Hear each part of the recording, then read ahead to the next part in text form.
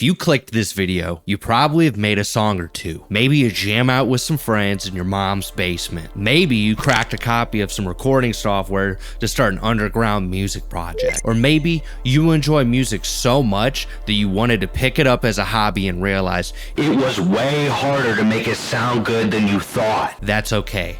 Because if there's one thing I want to get across with this video, well, actually a few things, but really just one main point, and it's this. You have no excuses to not do it. Now, this doesn't mean that you should quit your job blindly and invest every last penny into chasing a dream, or you should overanalyze and make a plan for every single thing you do first. But you should consider this. There are now more than ever resources available to you for you to make that song. And no, I don't mean use AI. I mean stop making excuses about not having the right gear or the time or the money to do the thing.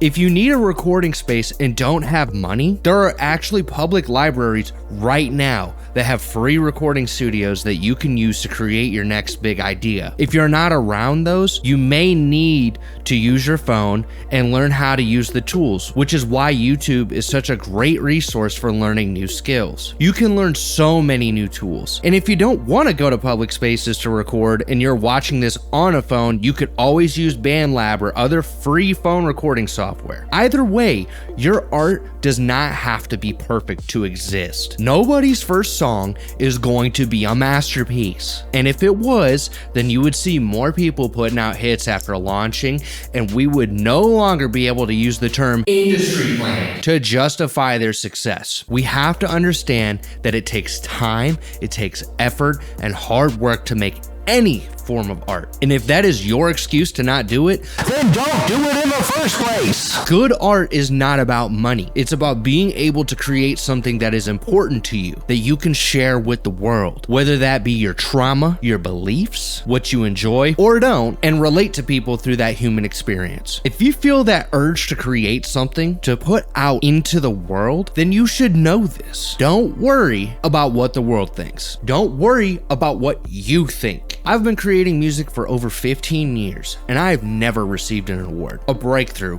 a thank you even. And I still do it because it's what I love to do. Sometimes I lose sight of things because I get overwhelmed. I work around 50 hours a week, and personally, I get anxious about the fact that I'm almost 30, had what I thought was a perfect home studio, and was still miserable in my mid-20s before I had to sell it all and went homeless. I learned that having the gear didn't always make better music. It didn't make real connections, and it didn't make me think about how I could make music that connects with more people. At this time in my life, I didn't know Jesus either. I still always wanted to make music ever since I picked up the passion at a young age. And the older I got, the more I realized the power of art and why God calls us to do it. This Bible verse had helped me with understanding that, and we should still make art despite the fear that comes up. So in Philippians 4:6-7, the word says, "Be anxious for nothing, but in everything by prayer and supplication with thanksgiving,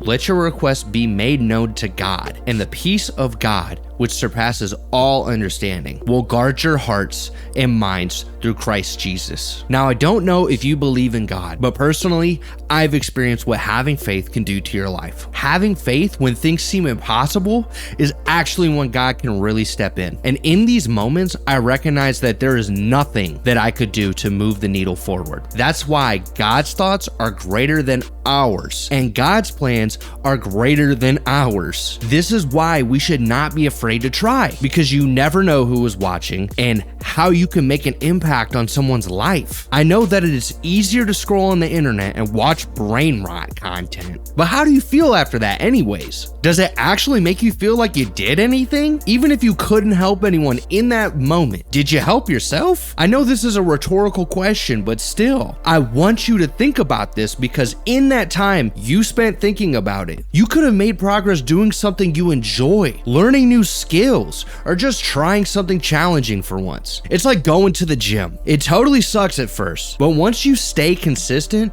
you can really make a positive impact on your life. So to conclude this video, I want to remind you that you have no excuse to not do it. I know years ago, it took millions of dollars in a dream and maybe selling out to make recordings. Now, you can take a silly video of your pet with the camera on your phone. If you are watching this, you hold resources to create art, whether you are on a phone, a tablet, computer, or whatever you have. You can make it happen, and even if you don't know what to do right away, don't be afraid to take the next step. If you made it this far, thanks for watching. And if you enjoyed this content, please give this video a like, drop a subscribe, share it with your friend, and I will see you in the next one.